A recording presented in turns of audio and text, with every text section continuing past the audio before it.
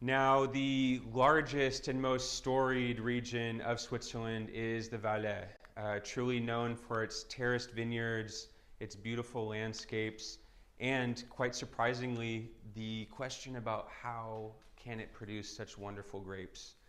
It is also home to one of the highest vineyards in Europe, Visper, coming in at about 1,100 meters, about 3,500 feet in elevation. Now, once upon a time, the Valais region was also, just a few years ago, home to the smallest vineyard in the world, which was only 3 vines wide, and owned by who else but the Dalai Lama since 1999. And they would it produced about 3 bottles a year, and he would just auction them off and donate to his charity.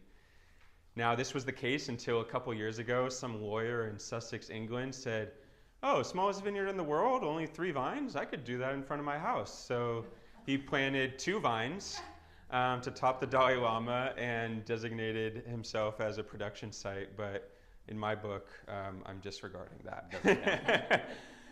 The Valais region accounts for over 4,700 hectares of vineyards.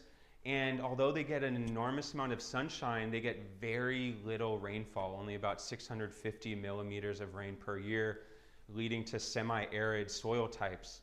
And now the way that they have mitigated this is actually thousands of years ago, locals dug irrigation channels called bises to lead the snowmelt water down into the plains to use that as watering.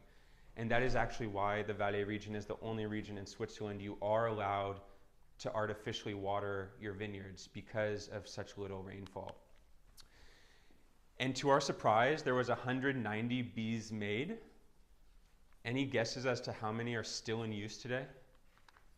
190? Okay, you're good, but I wish it was that good. 165. So 165 of 190 are still in use today, and that is a staple way of how they are irrigating their vineyards.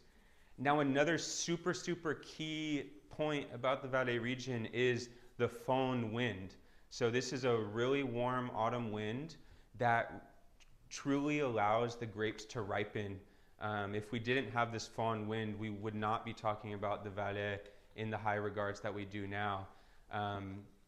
Between the foehn wind and the sun heating the terraced walls, and this, as we mentioned earlier, this heat radiates throughout the night and continues the ripening of these grapes, is truly what allows the Valais region to be as significant as it is.